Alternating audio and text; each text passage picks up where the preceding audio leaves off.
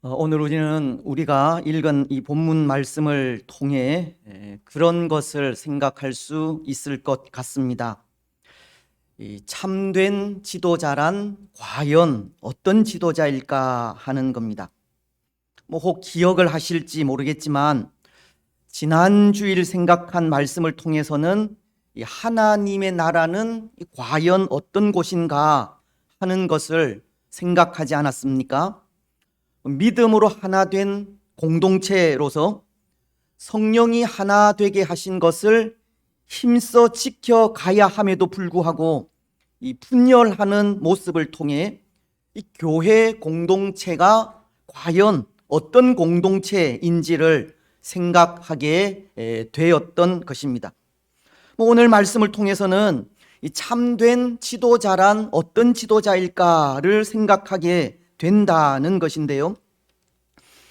때로 한 공동체를 이끌어가는 지도자, 오늘 이 땅 위의 영적인 지도자들, 그리고 정치적인 지도자들을 보면서 과연 이들이 한 시대를 통치하고 지도할 수 있는 이 참된 지도자가 될 수 있을까를 생각하지 않을 수 없다는 겁니다.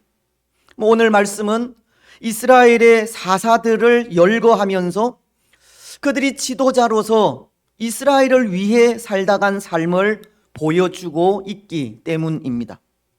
오늘 말씀은 사사로서 이스라엘을 다스린 4명의 지도자들에 대해 전하고 있는 말씀으로, 먼저 7절은 지난 시간까지 우리가 생각한 입다로부터 8절은 베들레헴의 입산이 사사로 세움을 받아 이스라엘을 다스린 것을 전하고 있고, 그 뒤를 이어 스불론 사람 엘론과 또 비라돈 사람 힐렐의 아들 압돈이 사사로서 이스라엘을 다스린 것을 기록하고 있습니다. 그런데 이들 4명의 사사를 통해 과연 참된 지도자란 어떤 지도자일까를 생각하게 된다는 것은 이들 중에는 지도자로서 그 사명을 잃어버린 사사도 있는 것 같기 때문입니다.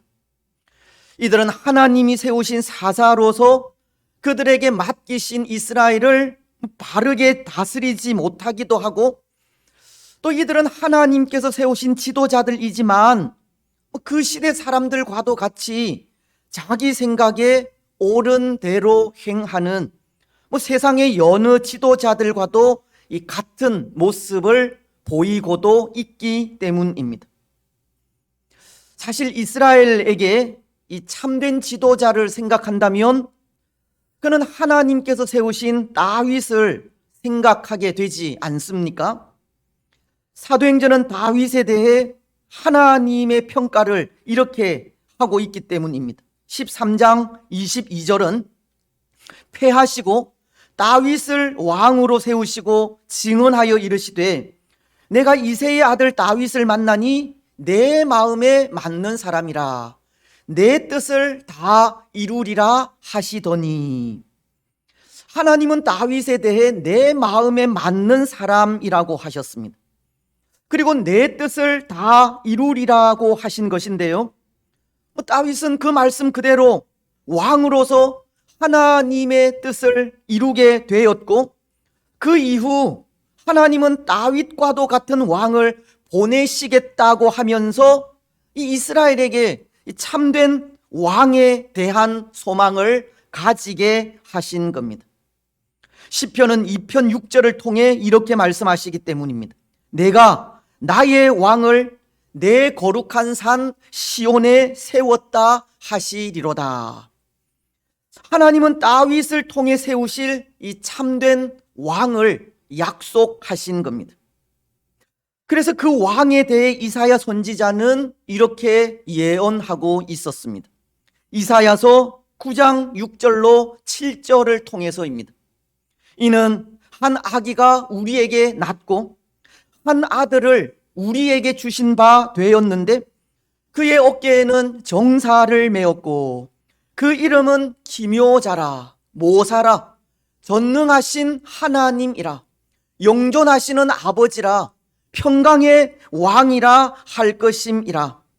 그 정사와 평강의 더함이 무궁하며 또 다윗의 왕좌와 그의 나라에 군림하여 그 나라를 굳게 세우고 지금 이후로 영원히 정의와 공의로 그것을 보존하실 것이라.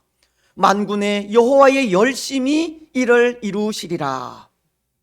이 참된 왕으로 이 땅에 오실 분은 평화를 이루고 정의와 공의로 굳건하게 나라를 세워가게 될 것을 말씀하고 있는 것입니다. 오늘 참된 지도자는 평화를 이루고 정의와 공의로 나라를 세워가야 할 것을 말씀하는 것이고, 또 오늘 사람들은 그런 지도자를 기대하고 기다리고 있음을 말씀하시는 겁니다. 참된 지도자를 생각할 때 참된 지도자는 오늘 이 땅의 지도자들과도 같이 평화를 깨뜨린다든지 자기 생각에 옳은 대로 행하는 모습이 아니라 평화를 이루어가며 정의와 공의로 한 공동체를 세워가는 자여야 한다는 것입니다. 오늘 사람들이 바라는 지도자는 겸손하게 한 공동체를 섬기고 자신의 유익보다 공동체의 유익을 우선시하며 정직하고 진실한 지도자를 원하고 있다는 겁니다. 오늘날은 바로 그런 지도자를 목말라 하고 있는 겁니다. 물론 지도자들도 연약한 인생이기에 욕심에 따라 그 마음이 원하는 대로 행할 수 있다 생각은 하지만, 이 지도자라는 이 공적인 자리에 있다는 것을 생각한다면 좀 더 자신을 돌아볼 줄 알아야 하고 좀 더 자신의 행동을 조심할 줄 알아야 하며 좀 더 다른 사람을 위하고 생각할 줄 아는 모습으로 살아가야 한다는 것입니다. 그렇지 않습니까? 사실 지도자라는 자리는 아무에게나 주어지는 것이 아닌데요, 이 지도자의 자리가 아무에게나 주어지는 것이 아니라는 것은 그 자리는 그만큼 책임 있는 자리라는 것을 말하는 겁니다. 그래서 로마서도 통치자에 대해 이런 말씀을 하고 있습니다. 로마서 13장 1절은 각 사람은 위에 있는 권세들에게 복종하라. 권세는 하나님으로부터 나지 않음이 없나니 모든 권세는 다 하나님께서 정하신 바라. 모든 권세는 하나님께로부터 나지 않음이 없다고, 모든 권세는 다 하나님이 정하셨다고 합니다. 이것은 그만큼 그 자리가 책임 있는 자리라는 것을 말하는 겁니다. 자기 생각에 옳은 대로 행해서는 안 된다는 겁니다. 하나님을 경외하고 두려워하며 겸손하게 한 공동체를 섬겨야 한다는 것입니다. 하지만 오늘날은 그렇게 평화를 이루고 하나님 앞에서 정의와 공의를 세워가는 그런 지도자가 귀하기 때문에 이 참된 지도자란 어떤 지도자일까를 생각하지 않을 수 없는 겁니다. 오늘 본문 속의 사사들도 그렇습니다. 오늘 말씀은 4명의 사사를 소개하고 있다고 하였는데요, 이 4명의 사사들도 각기 주어진 사명을 가지고 이스라엘을 통치하며 나아가고 있지만, 때로 그들 중에는 정의와 공의로 나라를 세워가지 않는 사사들이 있기도 하다는 것입니다. 그래서 우리는 이 4명의 사사를 한 사람씩 그 면면을 살피면서 교훈을 받고자 합니다. 먼저 입다라는 사사입니다. 입다를 통해서는 이스라엘의 참된 지도자는 오직 하나님 한 분이심을 전하고 있는 것 같은데요, 사실 입다는 지난 시간까지의 말씀을 통해 때로 그는 불우한 환경 속에서 자란 사람이지만 그런 환경 속에서도 이 올곧은 삶을 살아 이 큰 용사라고 하는 칭호를 들은 사람임을 생각하였습니다. 또한 그는 경솔하기는 하였지만 하나님 앞에 서원한 것을 이루어 드린 사람이었고, 이스라엘이 하나된 공동체로서 하나된 마음으로 모두가 함께 해야 함에도 그렇게 하지 못하고 불평한 에브라임을 징계하기도 하여 하나님의 의를 이루기도 하였습니다. 입다는 그럼에도 참된 지도자로서 하나님의 정의와 공의를 세워간 사사였다는 것입니다. 그런데 그는 마지막 죽음을 통해서도 이스라엘의 참된 지도자는 오직 하나님 한 분이심을 전하고 있는 겁니다. 7절 말씀은 이렇게 기록하기 때문입니다. 입다가 이스라엘의 사사가 된 지 6년이라 길르앗 사람 입다가 죽음에 길르앗에 있는 그의 성읍에 장사되었더라. 여러분, 때로 이 사사가 죽는다는 것은 이스라엘이 또다시 죄악에 빠지는 그 역사를 되풀이한다는 것을 말합니다. 그렇지 않습니까?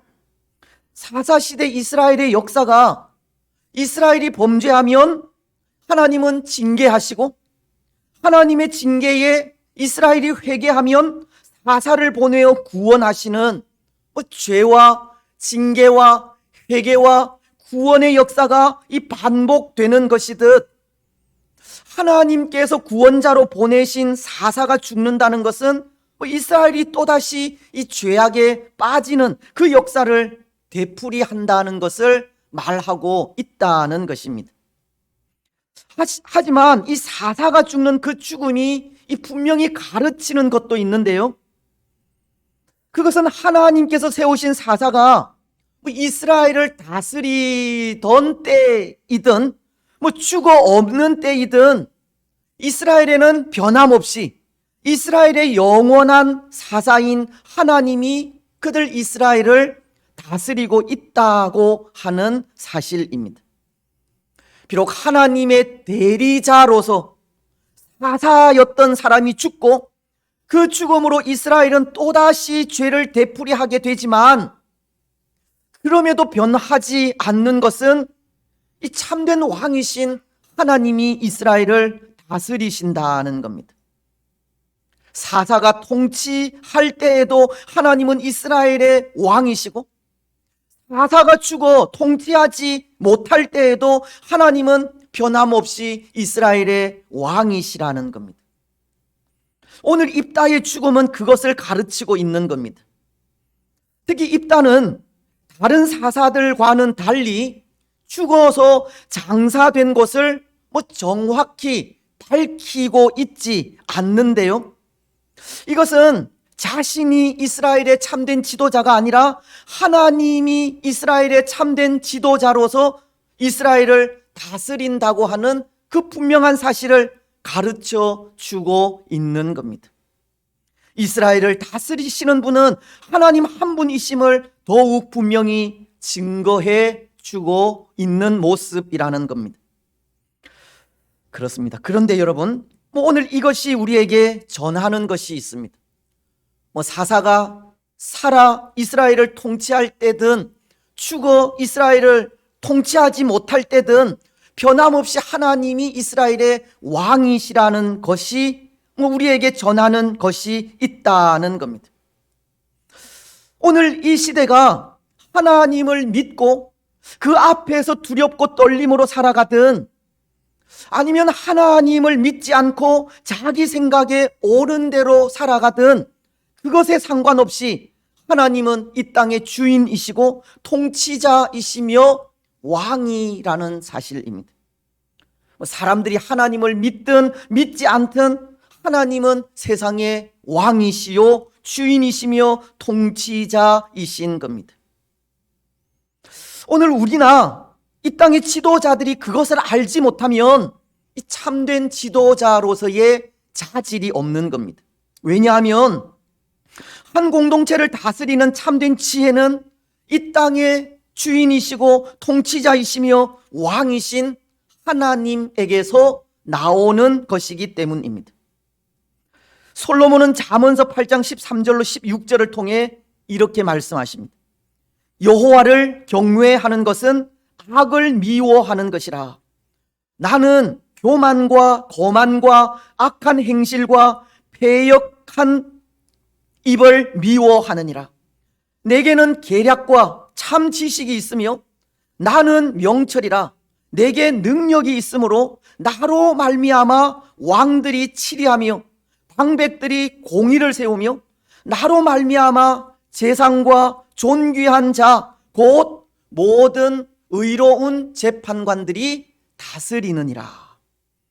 솔로몬은 하나님을 경외하는 데에서 계략과 명철과 능력이 나온다고 하는 겁니다.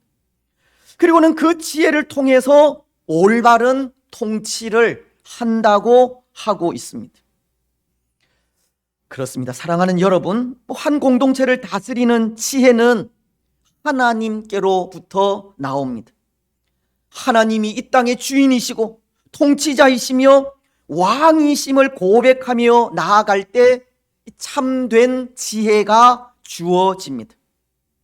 오늘 이 세상은 하나님이 없다고 하고 하나님 없이 자기 생각에 옳은 대로 살아가는 세상이지만 하나님을 왕으로 인정하는 자들만이 지혜를 얻고 바른 통치를 할 수 있는 겁니다. 여러분, 오늘 우리는 우리와 이 땅의 모든 지도자들이 하나님을 인정하고 하나님을 경외함으로 하나님으로부터 지혜를 얻어 바른 삶을 살고 바른 통치를 할 수 있도록 기도하시기 바랍니다. 이제 두 번째, 8절로 10절은 베들레헴 사람 입산이 이스라엘의 사사가 된 것을 전하고 있습니다. 이 입산은 특이한 것이 이 아들과 딸이 각각 30명이라고 하는데요, 이 구절은 이렇게 말씀하고 있습니다. 그가 아들 30명과 딸 30명을 두었더니 그가 딸들은 밖으로 시집 보냈고 아들들을 위하여는 밖에서 여자 30을 데려왔더라. 이 입산에게 있어서 특이한 부분은 이 아들, 딸, 그 60명을 위하여 딸들은 밖으로 시집을 보내고 아들들은 밖에서 아내를 얻었다고 하는 겁니다. 그런데 여러분, 이 모습은 어떤 모습을 가르치는 것이겠습니까? 때로 그가 많은 아들과 많은 딸들을 둔 것은 둘째 치고라도 그는 아들과 딸들을 위해 밖에서 며느리와 사위를 보았다는 것인데요, 아마도 이것은 입산이 그의 통치를 위해 이 자녀들을 정략 결혼시킨 것이 아닌가 생각이 됩니다. 때로 여기 밖이라고 하는 것이 이스라엘이 아닌 이 타국을 의미하는 것인지 아니면 이스라엘 내 다른 지파를 의미하는 것인지 정확히는 알 수 없지만 만약 하나님을 섬기지 않는 이방 나라에서 며느리와 사위를 보았다면 이것은 하나님의 율법을 거스른 그런 행동이고, 그것이 아니라 이스라엘 내 다른 지파를 의미하는 것이라면 통치를 위한 이 정략 결혼을 했다는 의미입니다. 물론 이 부분을 이 통치를 위한 정략 결혼이 아니라 다른 지파와 통혼을 하기까지 당시 지파 간에는 서로 신뢰 관계가 쌓여서 참 평화로운 시대였다는 것으로 해석하는 사람들도 없잖아 있습니다. 하지만 여기 이 밖이라고 하는 단어가 히브리어로 후츠라고 하는 단어를 사용하고 있는 것으로 이 단어는 이 밖을 의미하기 때문에 이스라엘 내의 다른 지파든 아니면 이방 나라든 그 세력을 통해 이 나라를 지탱하고자 한 의도가 있는 것이 아닌가 생각이 됩니다. 오늘 입사는 자신의 통치를 위하여 계획적으로 이방 세력과 타협하고 협력하고 있는 그런 관계를 맺고 있었다는 것입니다. 하나님의 대리자인 사사로서 하나님의 생각이나 하나님의 뜻대로가 아니라 외세를 의지하여 나라를 운영해 가려고 한 것입니다. 입사는 하나님의 나라인 이스라엘을 외세에 맡기는 이 잘못된 정책을 펼쳤다는 겁니다. 여러분, 솔로몬 왕을 기억하십니까? 솔로몬은 그의 말년에 이 정략 결혼을 통한 정치를 하였는데요, 솔로몬은 그의 말년에 많은 이방 여인을 아내로 맞이하였기 때문입니다. 그것은 당연히 하나님께서 금지시키신 결혼이기도 하고, 그렇게 이방 여인들과의 결혼을 통해 나라를 부강하게 하려는 인간적인 생각을 하게 된 겁니다. 때로 우리는 이 솔로몬이 하나님께서 주신 그 지혜와 부와 이 장수의 복을 보면서 그는 하나님 앞에 성공적인 삶을 산 사람이 아닐까 생각하기도 하지만, 사실은 그의 말년은 그렇게 아름다운 삶을 살지 못한 겁니다. 그도 변함없는 모습으로 하나님을 섬기지 못하였기 때문입니다. 그도 세상적인 방법을 사용하였기 때문입니다. 오늘 이 입산도 마찬가지입니다. 입산도 그의 자녀들을 이 자신의 통치를 위해 이 정략 결혼을 시킴으로 하나님만을 의지하지 못했고 자기 생각대로 나라를 다스린 지도자가 되었던 겁니다. 그가 사사가 된 그 처음 모습이 어떠하였는지 우리는 알 수 없지만, 그도 변함없는 순결함으로 하나님을 섬기지 못하였다는 겁니다. 세상과 이 타협하는 삶을 살게 되었습니다. 하지만 여러분, 하나님의 사람들은 이 세상과의 타협이 있을 수가 없습니다.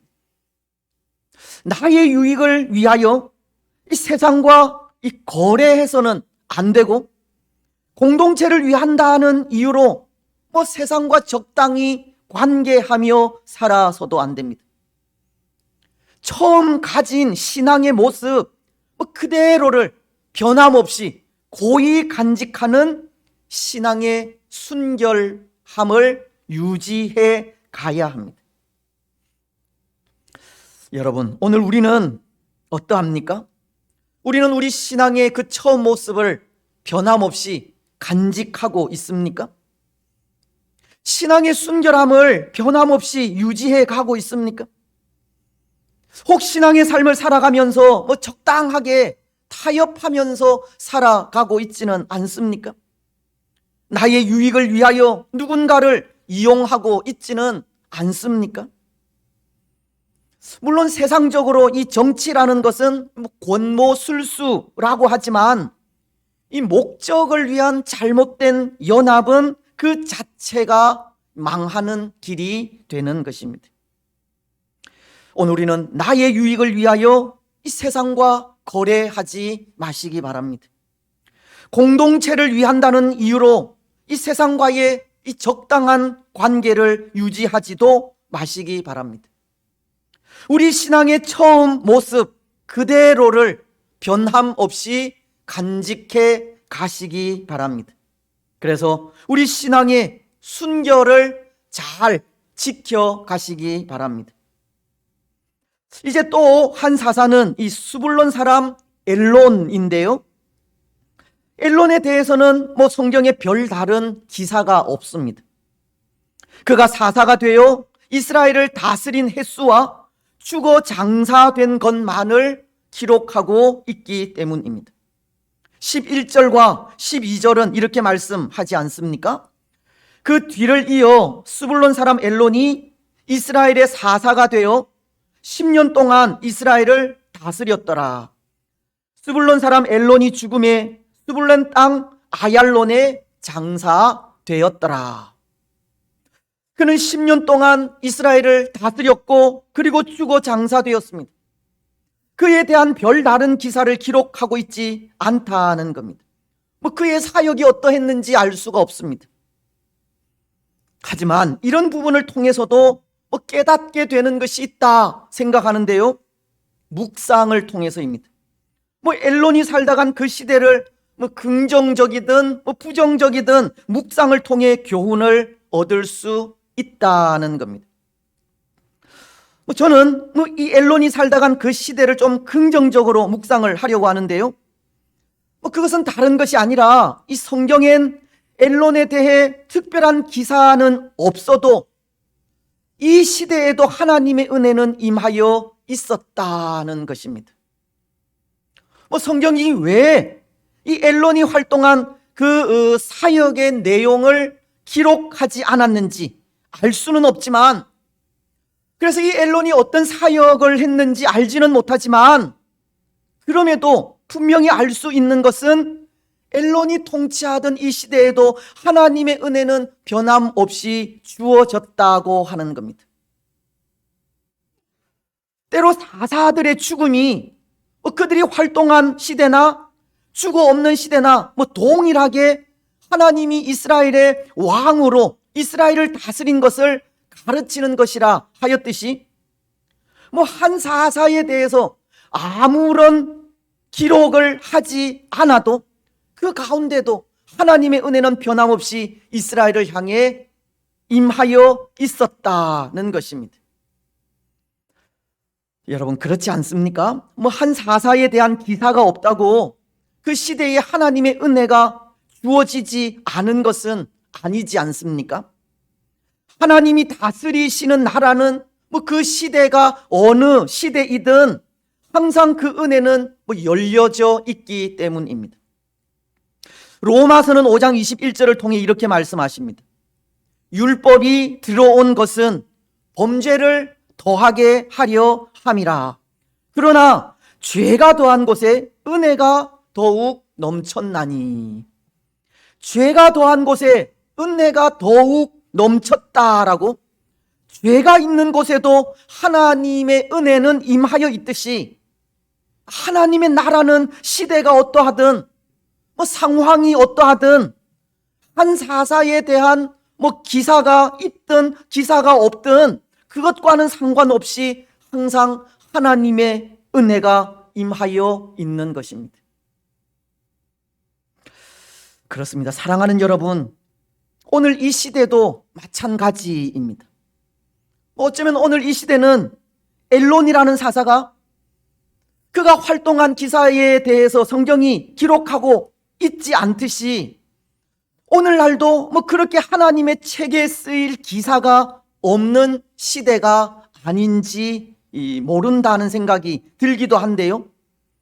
하지만 그럼에도 이 시대에도 하나님의 은혜는 임하여 있는 겁니다.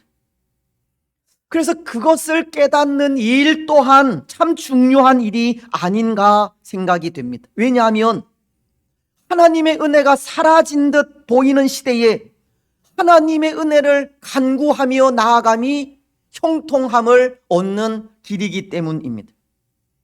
하나님의 은혜가 죽어가는 세상을 살리고 하나님의 은혜가 한 나라를 나라 되게 하기 때문입니다. 여러분, 하나님의 은혜가 죽어가는 세상을 살립니다. 하나님의 은혜가 한 나라를 나라 되게 만듭니다. 오늘 우리는 마치 하나님의 은혜가 사라진 듯 보이는 이 시대 속에서도 하나님의 은혜를 간절히 간구하며 나아가시고 하나님의 은혜를 통해 바른 나라를 세워 가시기 바랍니다. 이제 마지막 압돈이라는 사사입니다. 14절 상반절은 압돈에 대해 이렇게 말씀하십니다. 그에게 아들 40명과 손자 30명이 있어 어린 낙이 70마리를 탔더라. 이 압돈에 대해서는 그 아들 40명과 손자 30명이 나귀를 탔다고 하고 있습니다. 사실 당시에는 나귀를 탈 수 있는 사람들이 이 고을을 다스리는 이 방백들로서 이 압돈의 자녀들이 나귀를 탔다는 것은 그들이 고을의 방백들로서 마을 하나하나를 다스리고 있었다는 것을 말하고 있는 겁니다. 그런데 여러분, 오늘 이런 정치를 무슨 정치라고 합니까? 이 족벌 정치라고 합니다. 압돈은 이 족벌 정치를 하고 있었다는 겁니다. 쉽게 말씀을 드리면 사람을 의지하여 나라를 다스렸다는 겁니다. 물론 그것이 잘못된 것은 아니라 생각합니다. 족벌 정치를 통해서도 얼마든지 하나님의 뜻을 실현할 수 있기 때문입니다. 오늘 압돈이 사사로서 하나님의 나라를 바르게 세우려는 마음으로 그 자녀들을 각 고을들에 파견하였다면 이스라엘은 정말 아름다운 하나님의 나라를 만들어 갈 수 있기 때문입니다. 하지만 또 한편으로 생각하면 이런 통치 또한 하나님의 다스리심을 거부하는 통치인 겁니다. 왜냐하면 아들과 손자들을 파견하여 나라를 다스렸다는 것은 결국 사람을 의지하였다는 것이고, 사람을 의지하였다는 것은 하나님의 다스리심을 거부하는 모습이기 때문입니다. 또한 이것은 지도자인 압돈이 이 부패하고 타락한 모습을 보여주는 것으로, 영적인 지도자이기도 한 압돈이 이 영적으로 쇠약해진 것을 가르치는 그런 모습이기도 한 것입니다. 그렇습니다. 사랑하는 여러분, 이 영적 삶이 쇠약해지게 되면 이 타락과 부패함이 뒤따르게 됩니다. 하나님의 뜻이 어디에 있는지 분별할 수 없게 된다는 겁니다. 하나님이 아니라 사람을 의지하게 되는 겁니다. 하나님의 뜻을 분별할 수 없으니 당연히 사람을 의지할 수밖에 없고, 또 눈에 보이지 않는 하나님의 도움을 받지 못하니 자연히 눈에 보이는 사람의 힘, 세상의 힘을 의지할 수밖에 없는 겁니다. 사람의 소리에 귀를 기울이게 되고 사람이 어떻게 생각하는지 거기에 관심을 가지게 되는 겁니다. 근데 참 무서운 것은 그렇게 눈에 보이는 세상의 힘을 의지하고 사람의 소리에 귀를 기울이며 사람이 어떻게 생각하는지 관심을 갖다 보면 하나님은 정말 안중에도 없어지게 됩니다. 하나님은 멀어진다는 겁니다. 하나님보다 사람이 더 높아 보이고 하나님보다 세상을 더 무서워하게 되는 것입니다. 사도 바울은 빌립보서 2장 12절을 통해 그러므로 나의 사랑하는 자들아, 너희가 나 있을 때뿐 아니라 더욱 지금 나 없을 때에도 항상 복종하여 두렵고 떨림으로 너희 구원을 이루라 라고 하시는데, 이 영적 삶이 쇠약해져 부패하고 타락하게 되면 항상 복종하여 두렵고 떨림으로 성화를 이루어가는 것이 아니라 세상을 두려워하게 되고 세상 앞에 떨게 된다는 것입니다. 하나님 원하시는 삶을 살아가지도 못하고 사람을 의지하면서 늘 실패하는 삶을 살아가게 되는 것입니다. 여러분, 오늘 우리가 그렇지 않습니까? 오늘 우리의 영적 삶이 쇠약해져 있지는 않습니까? 그래서 하나님의 뜻이 어디에 있는지 분별하지도 못하고 있는 것은 아닙니까? 하나님이 아니라 사람을 의지하고 세상 앞에 떨고 두려워하며 사람의 눈에 잘 보이려고 하고 있지는 않습니까? 오늘 우리에게는 영적인 회복이 필요합니다. 말씀 앞에 항상 복종하고 두렵고 떨림으로 우리의 구원, 즉 예수님을 닮아가는 성화를 이루어 가야 합니다. 항상 새로워져 가야 합니다. 사랑하는 여러분, 오늘 우리는 사람을 의지하지 않도록 영적으로 다시금 회복하시기 바랍니다. 세상 앞에 떨고 두려워하지 않도록 항상 말씀 앞에 복종하는 삶을 살아가시기 바랍니다. 하나님의 통치와 다스리심에 온전히 굴복할 수 있도록 날마다 새로워지시기를 바랍니다. 그래서 그 삶을 통해 세상 앞에 담대하시고 하나님의 통치가 임하는 하나님의 나라를 세워 가시기 바랍니다. 이제 말씀을 맺겠습니다. 사랑하는 여러분, 오늘 세상 사람들은 참된 지도자를 요구하고 있습니다. 겸손과 온유로 평화를 이루고 공의와 정의로 세상을 다스릴 진정한 지도자를 요구하고 있습니다. 하지만 참된 지도자는, 그래서 공의와 정의로 세상을 다스리실 분은 예수 그리스도 한 분밖에 없습니다. 오늘 우리는 참된 지도자이신 예수 그리스도의 통치와 다스리심이 다시 한번 우리 가운데 임하기를 소원하시기 바랍니다. 예수 그리스도의 통치로 이 땅 위에 참된 평화가 임하기를 기도하시기를 바랍니다. 그리고 그렇게 예수 그리스도의 통치를 받으면서 우리 신앙의 순결한 그 처음 모습을 순수하고 변함없이 지켜가시기 바랍니다. 세상을 살리는 하나님의 은혜가 항상 우리 가운데 충만하기를 소망하며 나아가시고, 때로 사람들을 두려워하고 의지하는 이 시대 속에 이 영적으로 강건함을 얻어 세상 앞에 담대히 서시고 하나님만을 의지하면서 그 앞에서 두렵고 떨림으로 우리의 구원을 이루어 가시기 바랍니다. 그래서 그 삶을 통해 오늘 참된 지도자가 없는 이 시대에 예수님의 대리자로서 바른 삶을 살아가시고 이 땅 위에 하나님의 공의와 정의가 흘러 넘치는 거룩한 하나님의 나라를 세워가는 복된 주의 성도들이 되시기를 주님의 이름으로 축복합니다.